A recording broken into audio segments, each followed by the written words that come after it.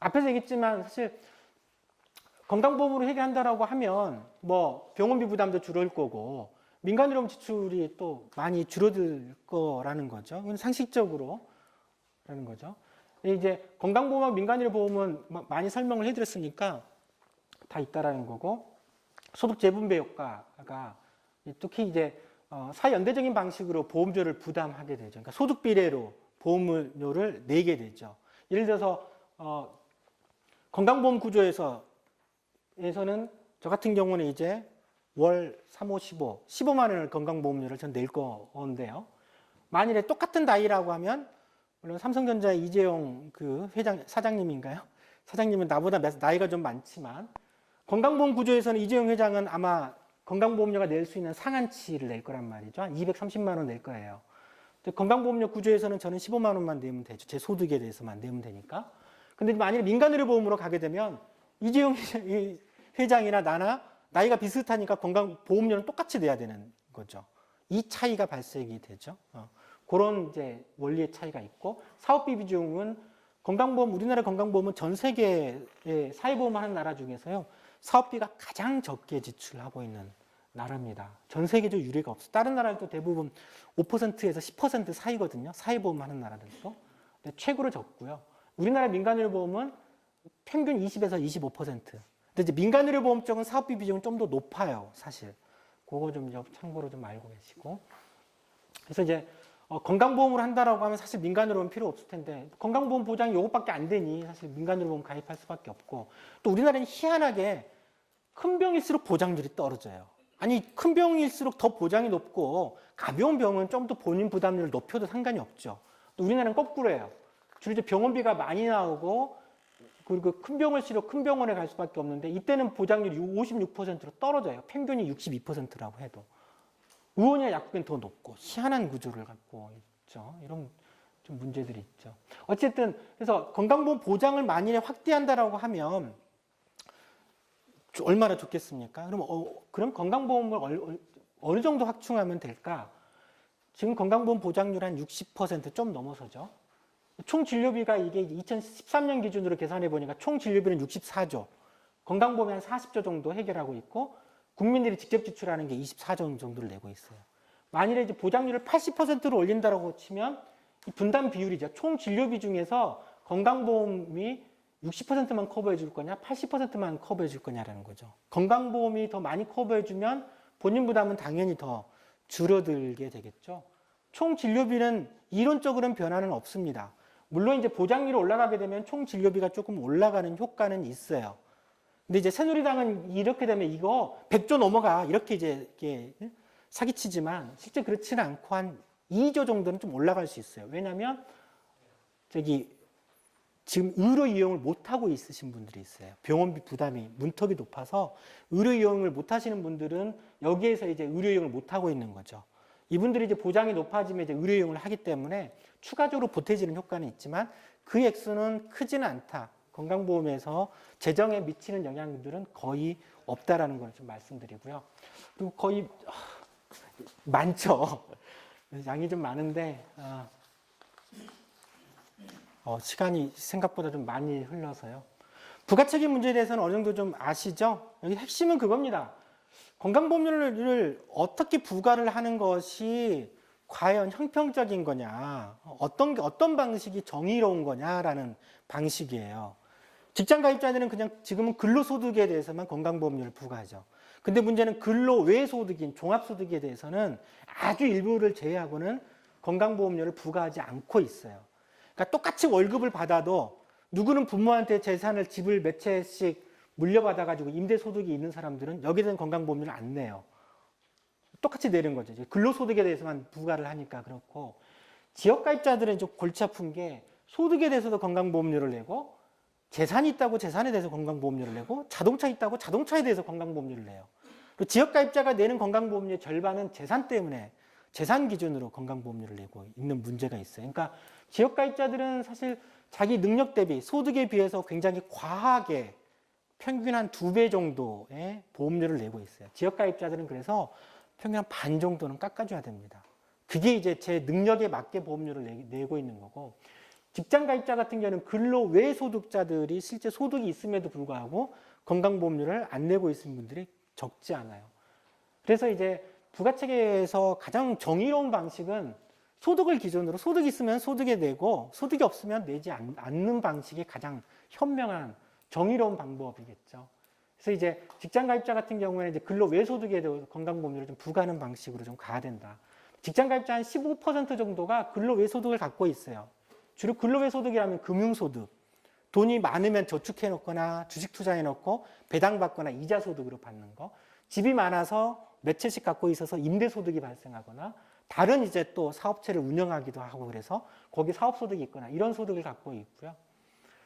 근데 이제 대략 직장 가입자 한 23만 명 정도에서 2천만 원 이상 소득자가 이제 종합소득을 부과하고 있는 종합소득을 갖고 있는데 이번에 정부에서 이제 부가세를 개편하겠다라가 백지화 시켰잖아요. 그때 대상자가 사실 전체 직장 가입자의 1.7%였어요. 상 23만 명. 그것도 2천만 원 이상의 종합소득에 대해서만 부과를 하겠다라는 건데 사실 2천만 원 이상의 종합소득이면 예를 들면 금융소득 기준으로 연 2천만 원 이상의 소득자라고 하면 금융자산으로만 한 8억 정도의 현금을 갖고 있는 사람들이 해당이 되거든요. 그러니까 굉장히 큰 상위 1%에 해당이 되는 거죠.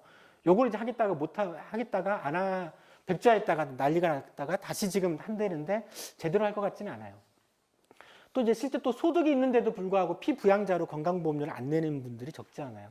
피부양자 수가 현재 지금 전체 한 2천만 명 정도 되는데 그 중에 한 12%가 소득이 있어요. 이거는 이제 조금이라도 있으면 1년에 몇십만 원이라도 있으면 다 잡히는 사람들이 이 정도인 거고요. 정부안대로는 이번에 이제 여기 피부양자에도 2천만 원 이상 종합소득이 있으면 건강보험료를 부과하겠다고 했었는데 그 역시도 대상자는 1%가 안 돼요. 피부양자 중에. 그러니까 거의 상위 1%에만 건강보험료를 추가적으로 부과하겠다라고 했는데 이게 백지화됐다가 지금 다시 추진을 한다라고 했지만 어떻게 될지는 모르겠지만 원칙은 소득이 있으면 어떤 소득이든 상관없이 부과를 하는 것이 정의로운 방식이겠죠.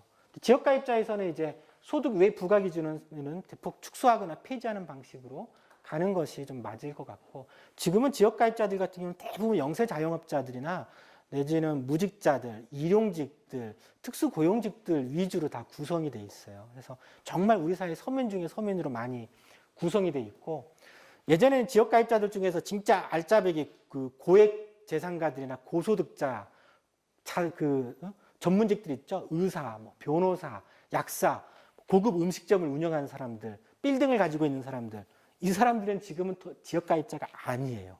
전부 직장가입자로 넘어가 있어요. 왜냐하면 1인 이상 고용하면 다 직장으로 넘어가 있기 때문에 이 사람들은 지역에 있는 것보다 직장으로 넘어가는 순간 오히려 건강보험료를 적게 내요. 직장으로 넘어가면 근로소득에 대해서만 내거든요. 그래서 예전에 이제 이명박 전 대통령이 서울시장 후보 시절에 2000년부터 2002년 초까지 건강보험료를 2만 원밖에 안 내서 문제가 됐었던 경우가 있었죠.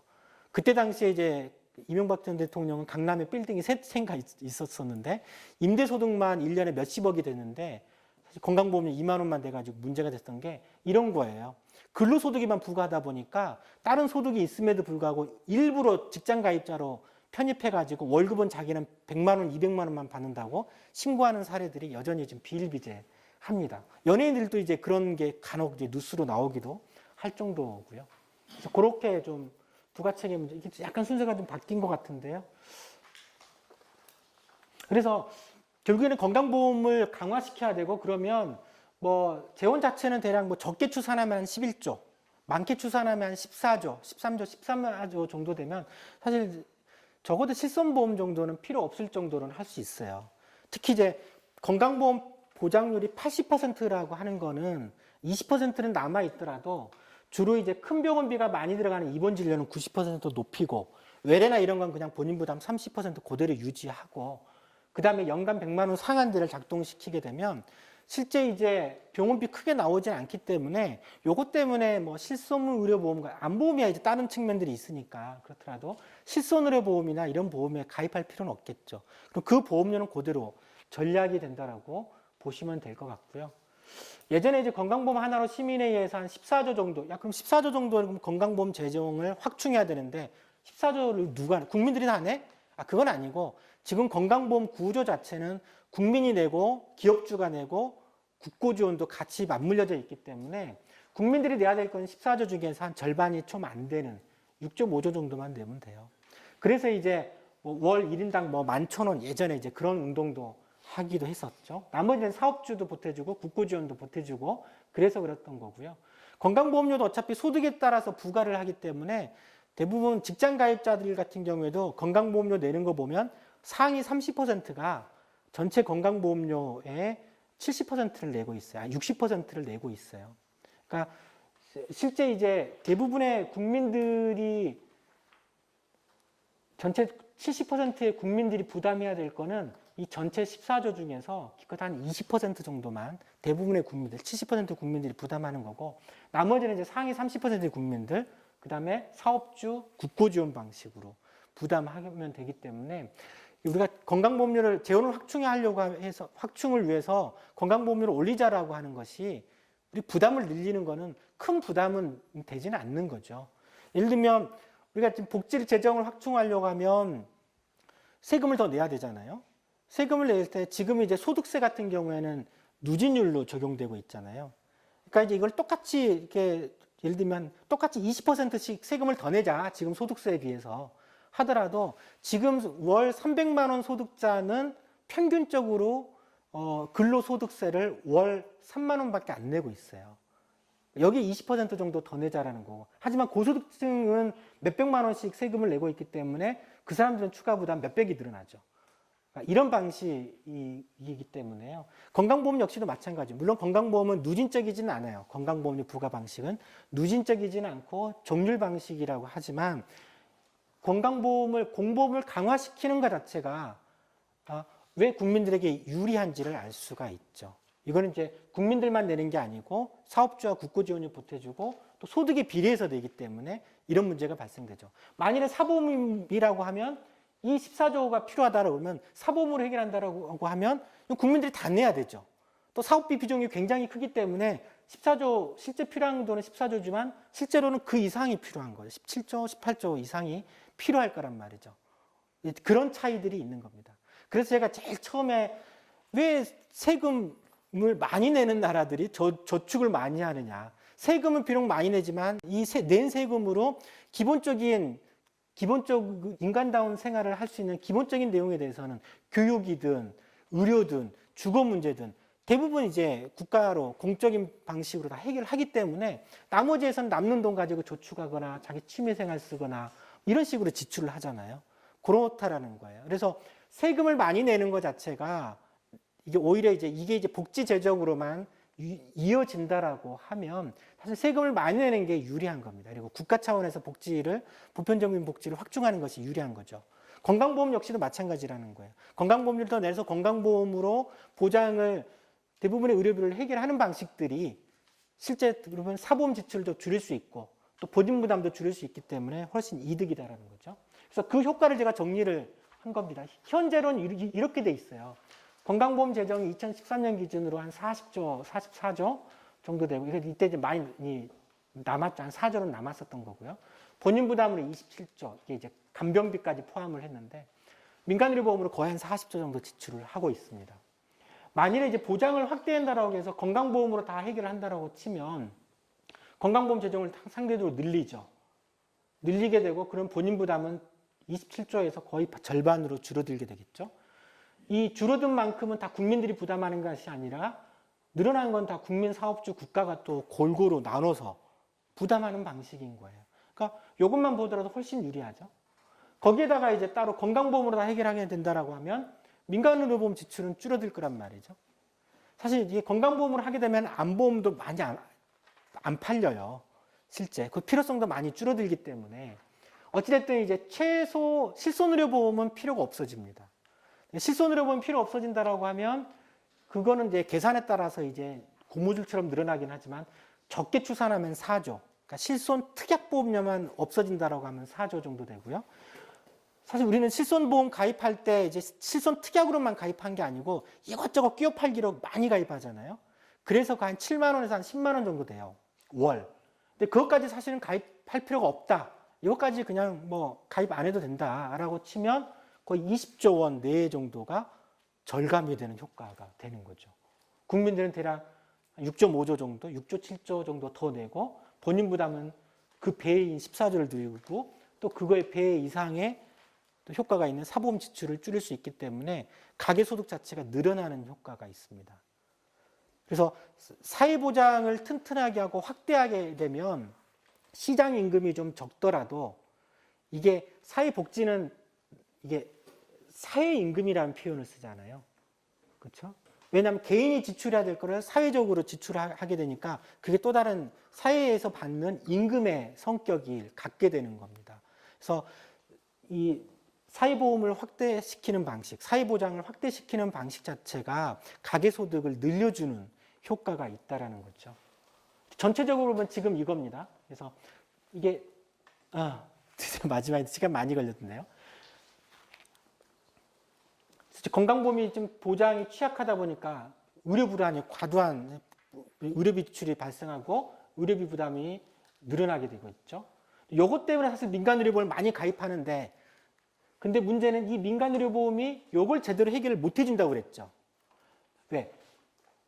이 가입하는 사람들은 주로는 젊은 사람들이 가입하고 있고 근데 의료비의 상당 부분은 노인들이 지출하고 있거든요. 아기가 안 맞는 거죠.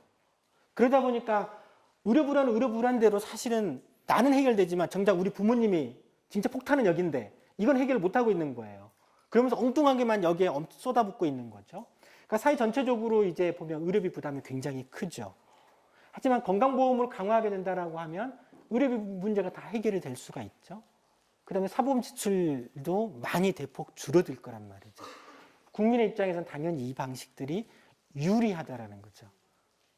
그래서 제가 굉장히 장황하게 많은 내용들을 설명을 했지만 메시지는 그냥 간단합니다. 건강보험이 되면 사보험 많이 그걸 가입할 필요 없지 이라는 거죠. 그렇죠? 그리고 한번 견적도 한번 내보십시오. 그러니까 건강보험 하나로 방식에서 건강보험료를 올리자라고 했을 때는 지금 내는 건강보험료의 30% 정도를 더 내면 됩니다. 30% 정도를 더 내게 되면 사실 건강보험 보장률 80%, 이보험 같은 경우는 90%, 그리고 이제 연간 100만 원 상한제를 작동시킬 수 있는 재원이에요. 근데 이제 사보험으로 가까하게 든다라고 생각을 해보세요. 그러면 이제 견적이 나오죠. 이 견적 비교해 보면 딱 나오죠. 예를 들면 내가 월 400만 원의 소득을 임금 소득이 있다. 지금 건강보험료를 3, 4, 12만 원을 내고 있습니다. 거기에 30%를 더 낸다라고 하면 한 4만 원 정도 되겠죠. 물론 월 400만 원이면 거의 상위 30% 정도에 이르는 임금 소득자이긴 하는데 그렇더라도 사보험으로 해결할 때 하면 뭐 실손보험만 하더라도 가족끼리 다 든다라고 하면 기본 한 20만 원 가까이 나올 거란 말이죠. 견적이 그냥 나오는 거죠. 이건 지속 가능성도 없지 않습니까? 그렇죠? 유일한 방식은 건강보험.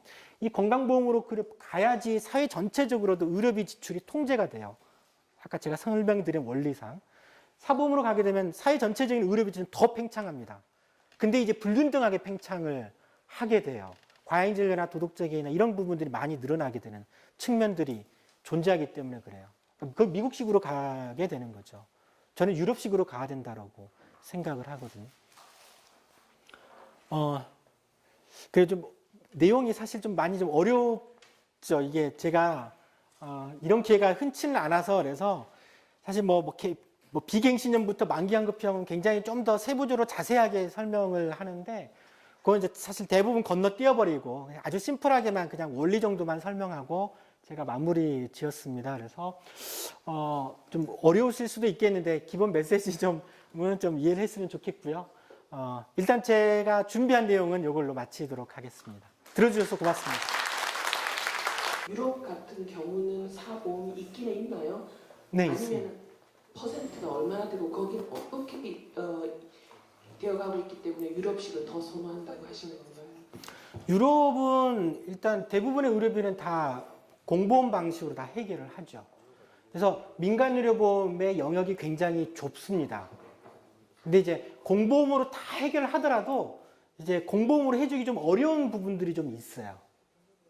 이제 그런 부분에서만 제한적으로 민간의료보험 시장이 형성되어 있습니다. 그래서 유럽은 독일만 빼고요. 독일만 예외적이에요. 독일은 상위 20%의 소득자들은 따로 이제 건강보험에서 사회보험 방식에서 떨어져 나가서 민간보험으로 가입할 수 있도록 해놔 있거든요. 그래서 좀 특이하긴 한데, 그래서 독일은 이제 민간의료보험 시장이 유럽 전체 시장의 절반이 독일 거예요. 그래서 나머지는 민간의료보험 시장은 거의 없다라고 보시면 돼요. 일부 있긴 있는데 그게 크게 이제 이 제도에 영향을 미치지는 못해요. 기본적으로는 이제 필수 의료 서비스 등 해가지고는 다 건강보험으로 사회보험 방식이든 아니면 조세, 영국은 NHS 같은 조세 방식으로 대부분 해결하고 있어요. 그 민영보험, 사보험에 대한 추정 논리일 텐데 네. 그 공보험을 확대를 하면 그 도덕적 해이가 있을 수 있겠다. 그래서 이것을 그 뭐 의료 쇼핑이라고 그러나요? 예. 그거에 대한 이제 그 뭐 딱히 맞는 논리는 아님에도 불구하고 네. 그거에 대한 이제 그 대응하는 논리로서 펴는 것이 있어서 그거에 대해서 좀 우리 스스로 반박 내지는 네네. 이해해야 될 부분이 하나 있는 것 같고요. 네. 좀 알려주시고 또 하나는 실제로 그 보장보험을 60세, 65세 정년 또는 퇴임 후에 들을 수가 없으니까 네. 지금 들을 수밖에 없다라는 논리가 또 있거든요. 그렇죠. 그 두 가지에 대해서만 좀 논리를 우리가 좀 알아야 되겠다 싶어서 좀 네.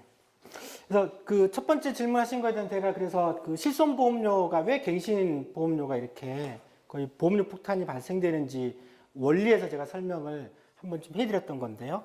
그러니까 사보험을 가세서는 그러니까 뭐냐면 공보험보다는 사보험 방식에서 사실은 도덕적 해이는 더 심각하게 발생된다는 거예요.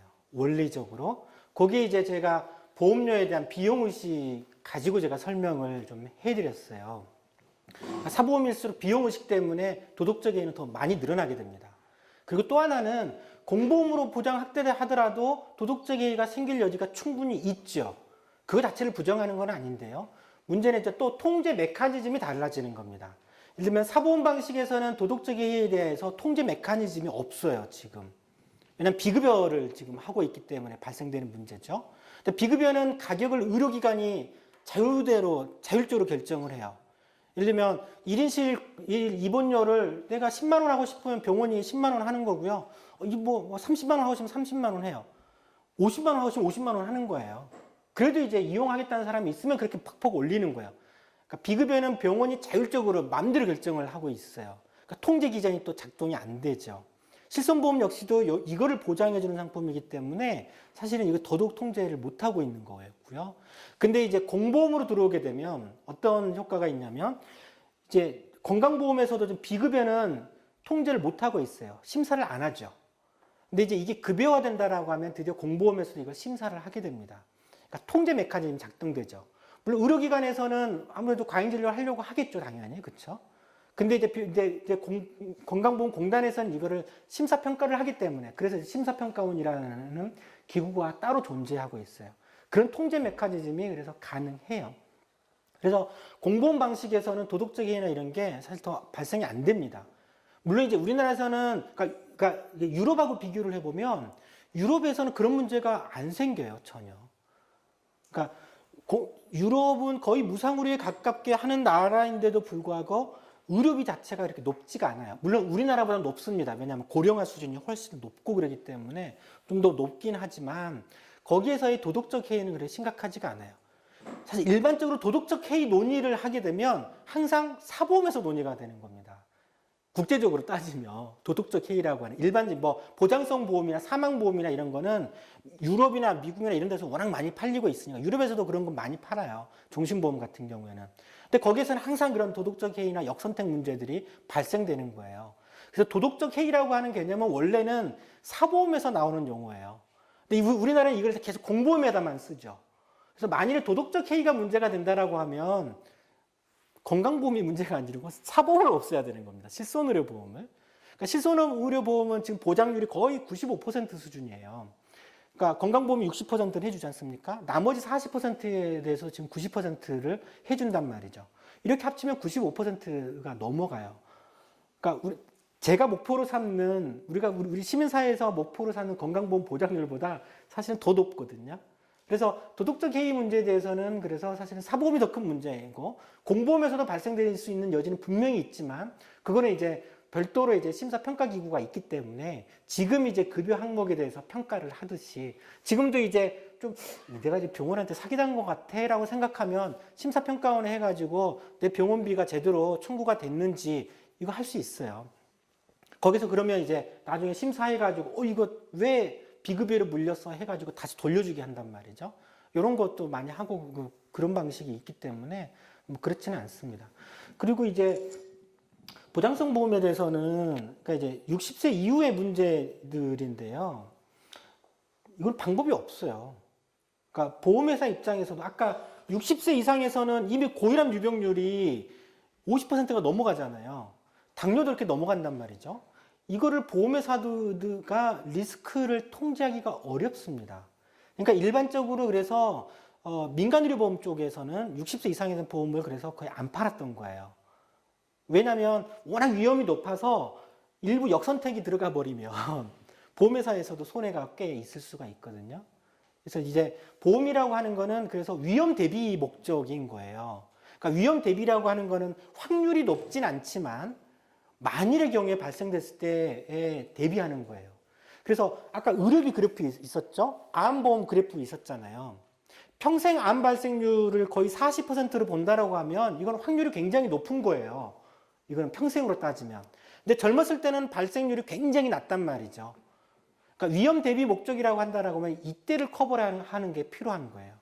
60세 이후에서는 사실 위험 대비라고 하는 것보다는 그런 기능이 약하죠. 그러니까 이거는 더더욱 사보험에서 위험이 높은 쪽은 사보험에서도 손 안 대요. 방법이 없죠. 공보험에서 할 수밖에 없는 문제가 생겨요. 그래서 이제 아까 기업복지나 이런 것도 사실 그런 문제들이 있습니다. 지금은 기업이 해줄 때는 좋죠. 근데 이때는 다 젊고 건강할 때이기 때문에 기업복지 비용이 얼마 안 들어가요. 실손보험료 한 사람당 10,000원씩밖에 안 들어가거든요. 기업에서 부담 안 돼요. 10,000명 고용하고 있다라고 하더라도 한 달에 1억밖에 안 들어간단 말이죠. 근데 이제 정작 문제는 이게 퇴직했을 때의 문제인 거죠. 그때는 이제 기업복지도 사라져, 소득도 사라져, 이런 문제들이 남고 되고 그러기 때문에 그런 공백은 사보험이 해결하기는 어려운 거고 결국에는 건강보험밖에 없는 거예요.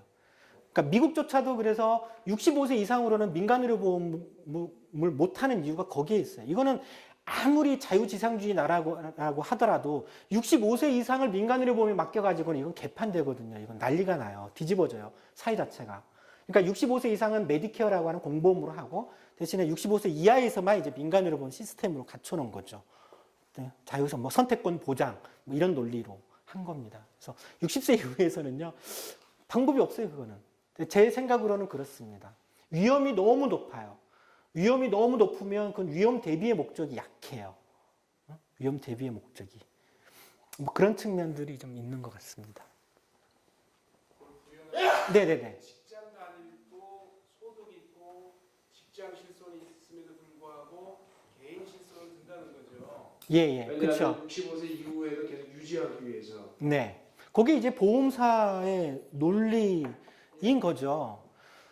근데 이제 실손이라고 하는 게 그런 게 그 웃기는 거지 않습니까? 그러니까 실손은 중복 보장이 안 되거든요. 그러니까 기업에서 단체 실손을 가입을 했다라고 하면 기업에서는 그런 거죠. 실손보험사들은 야, 너 퇴직하고 나면 안 돼. 가입 못 해. 그러니까 미리서부터 또 가입을 해놔. 중복 보장을 종용하는 논리거든요. 이거 말이 안 되는 거죠. 그건 설령 이게 실손보험으로 건강보험 보장을 못하고 실손보험으로 놔두더라도 이거는 규제를 해야 되는 거예요, 법으로. 이거를 그 가입 거부를 못하도록. 아까 제가 간단하게만 말씀드렸지만 외국에서는 질병이 있다고 가입 거부하고 이런 경우가 없습니다. 병 좀 있다고 담배 핀다고 보험료를 할증하고 이런 예가 없어요. 부담보 조치라고 하는 것 자체를 못하게 만들어 있어요. 법적으로. 미국도 그래요. 안 그러면 기존의 기왕약자들은 다 보험사들이 이제 다 내팽길 거지 않습니까? 이거는 어떻게, 그러면 사회가 또 문제가 생기죠. 유럽 역시도 마찬가지고 민간의료보험이나 이런 거에서는 기왕력이 있다라고 이미 지금 어떤 병이 있다라고 해서 가입을 거부하거나 이런 걸 못하게 만들어 놨습니다. 그래서 이거는 어찌됐든 별도로 이건 규제를 해야 되는 거예요. 그래서 민간의료보험을 규제를 해야 되는 방식으로 가야 되는 거지. 이게 마치 중복 보상을 당연시하게 되면서 지네들은 어차피 그런다고 보험료를 깎아주는 것도 아니지 않습니까? 단체 수술 가입했다고. 보험료는 다 받아요. 지급할 때는 야 당신 단체 실손이니까 반반씩 나눠서 해야지 이런 식으로 하면서 지급은 적게 준단 말이죠. 뭐 그 말이 안 되죠, 그렇죠? 그래서 오히려 그런 이제 규제를 해야 될 영역인 것 같습니다. 그리고 이게 어렵습니다. 아까 노실손의 예가 있듯이 어찌됐든 좀 그런 문제들이 좀 있습니다. 강연을 해주신 김경명 강사님께 다시 한번 큰 박수 부탁드립니다. 고맙습니다.